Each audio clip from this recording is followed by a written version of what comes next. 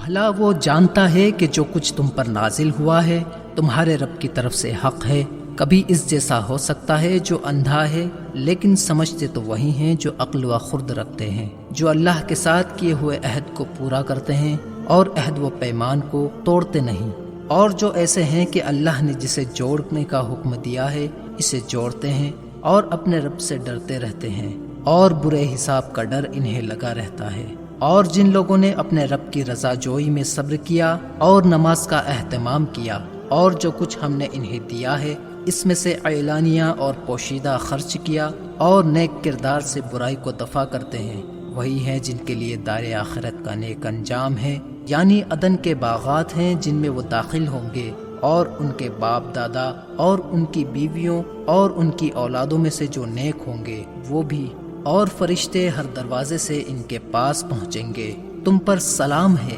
اس کے بدلے میں جو تم نے صبر سے کام لیا، پس کیا ہی اچھا ہے انجام دار آخرت کا۔ رہے وہ لوگ جو اللہ کے عہد کو اسے مضبوط کرنے کے بعد توڑ ڈالتے ہیں، اور اللہ نے جسے جوڑنے کا حکم دیا ہے اسے کاٹتے ہیں اور زمین میں بگاڑ پیدا کرتے ہیں، وہی ہیں جن کے لیے پھٹکار ہے اور جن کے لیے دار آخرت کا برا انجام ہے۔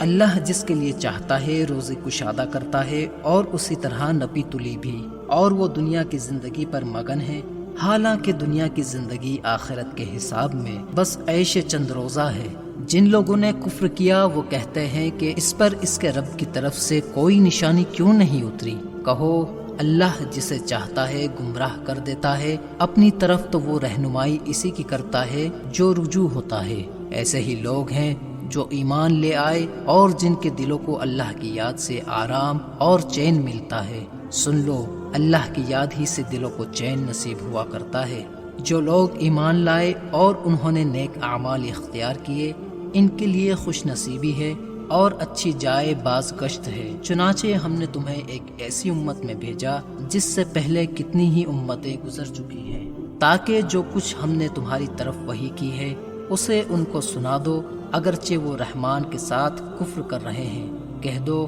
وہی میرا رب ہے، اس کے سوا کوئی معبود نہیں، اسی پر میرا بھروسہ ہے اور اسی کی طرف میرا رجوع بھی ہے۔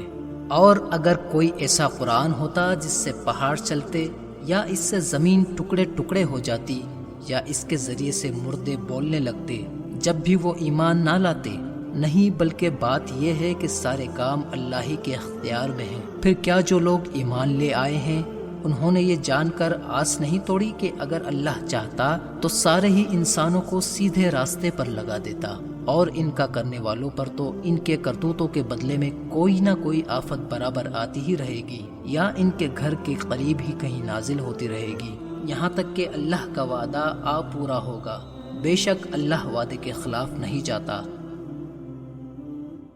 اگر آپ کو یہ ویڈیو پسند آئی ہو تو لائک اور شیئر کریں، اور ہماری اس ویڈیو میں کوئی بھی غلطی یا کمی بیشی نظر آئے تو کمنٹ باکس میں ہمیں ضرور بتائیں، اور ایک ضروری بات، ہمارے چینل کو سبسکرائب کرنا نہ بھولیں۔ جزاک اللہ خیر۔